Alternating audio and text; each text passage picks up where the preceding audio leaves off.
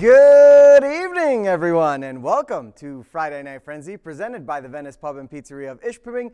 I'm Sam Ali, and my lips are chapped. But hey, that's my fault for not drinking enough water today. Now that my rant is over, let's kick off the coverage tonight with our Martin Sports Apparel Game of the Week.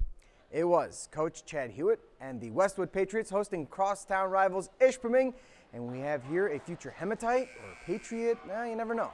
First quarter, ball goes to Hart Holmgren. He goes into the paint, rises up, and fills it up. And those are your first points in this one. Moments later, it's Ozzie Corp cross court to his boy Thomas Finnegan, and his long distance call connects as the Hematites jump out to a 5-0 lead. Later, the Patriots work the ball inside, and it's Ryan Stanaway with the spin move up and under, and it goes in for the first points for the Patriots. And they would continue to attack. Luke Gray looks. He finds Connor Hanlon. He drives, floats one, and gets it to go. Nice bucket there, but Westwood is still down 3. Later, Holmgren hands it off to Corp from downtown. Bang! The Patriots tried everything they could to shut down the reigning Mid-Penn Player of the Year. They would answer back on offense, though. Gray drives baseline, gets cut off, but he doesn't care. He'll make something out of nothing. He led the team with 13 on the night, but the Hematites had too much Corp. Corp with the rebound, puts it in, and it misses. He put it up again, and he fills it in. 26 points for the Hematites as they get back in the win column, 57-38, the final score. A few boys scores to report as Iron Mountain stays undefeated as they beat Gwynn 67-40, and it was Ewan Trout Creek hosting Lance, and the Panthers knock off the Purple Hornets 74-40, the final score. Back to the highlights now in Stang Nation, where Munising hosted Forest Park. First quarter was all Munising. Mike Graves misses after a nice drive, but Sean Sutherland is there to clean it up. Start of the second quarter now with Munising in transition. Graves throws a nice bounce pass to Brett Johnson, who can't handle it, but saves it to get it back to Graves, and he puts it in. But the Trojans would shake off their bus lag. Daniel Nasserini, full court pass to Billy Raggio. He lays it in. Then it's Nasserini again, this time finding Connor Keserly for the alley-oop. Trojans take a 3-point lead into halftime. And then we'll just go to the third now as Nasserini goes baseline, shows off his strength, and gets the and one. Free throw would go as well. Into the fourth, and it's Nasserini with the drive and kick out to Billy Raggio. Forest Park bounced back after a slow start and never looked back as they go on to win this one, 48-40, the final score. To the girls' scoreboards now. It was Houghton over Westwood at home, 55-29. Sloan Zenner had 12 for the Gremlins. It was North Central over Superior Central, 67-43. J.C. Fascio had a monster game for the Jets, 20 points, 22 rebounds, and 7 steals. Wow. In Baraga, it was the Vikings over Bessemer, 61-18. Ontonagon entertains their home crowd with a 58-28 win. Munising, they traveled to Carney-Nadeau, and they get a big road win, 71-31, thanks to 19 points and 11 boards from Frankie Matson. Dollar Bay gets the home win over Republic Michigami, 40-17. Carly Davitilla had 15 for the Blue Bolts. Let's go to Gladstone as the Lady Braves hosted the Manistee Emeralds. Opening possession of the game, and it's Caitlin Leisner with the floater, and it goes as the Braves open scoring in this one. Emeralds would respond immediately. Renee Shooter to Michaela Hinkson, and she gets it to go in traffic. Nice play there with 4 hands in her face.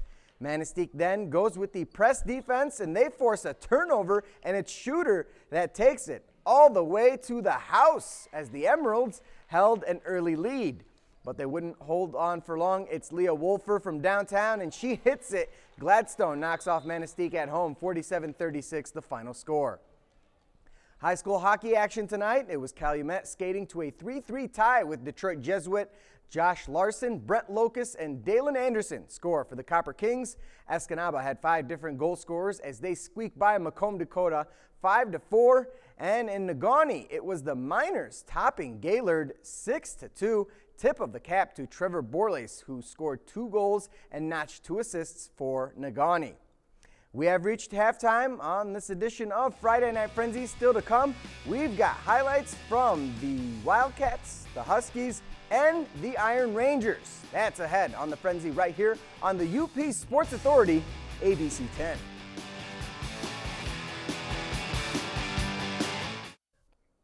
Welcome back to Friday Night Frenzy, presented by the Venice Pub and Pizzeria of Ishpeming. There's a lot more to still get to, so let's just get right back to the highlights. At the Berry Event Center, the future NMU Wildcats put on a show where the Cats battled visiting Alaska Fairbanks. First period, Alaska's Josh Erickson gets not one, but two great looks on net, but Adi Tolvanen is there for the rejection ×2. NMU now on the attack. Robbie Payne finds Cohen Adair in the slot. Jesse Jenks is able to smother the puck quickly. Time winding down in the first. Watch the puck carefully. Jenks goes to play it, and he nearly puts it in his own goal. No score after one. Let's jump ahead to the second. After a goal by Alaska, NMU on the power play. Darren Nowick finds a streaking Shane Sooth, who beats Jenks between the wickets for the goal. That tied the game at 1, but the Nanooks win it in OT, 3-2, the final score. To Houghton now. We're going to check out the Huskies hosting Minnesota State, and they had their hands full as the Mavericks tried everything they could to get one past Jamie Phillips. Let's go to the shot right there in front of the net, and Phillips says no mas. Let's go to second period. Tech down 1-0. Jake Lucchini's shot no good, but Alex Patan is there to put it past the goalie as the Huskies tied this game at 1. Mavericks would respond with another goal to lead it 2-1 going into the third, and in the third it would be Mark out from the parking lot, and his slap shot hits the inside of the post and in. This game would go into overtime, and unfortunately it would end in a 2-2 tie. More college hockey scores as Michigan faced off with rival Ohio State, and it would end at 5-5 in regulation with the Buckeyes getting the shootout win. And after going into the third period, it's the Gophers over the Spartans 5-1 in Minnesota. To Lakeview Arena now as the Iron Rangers hosted De Pere.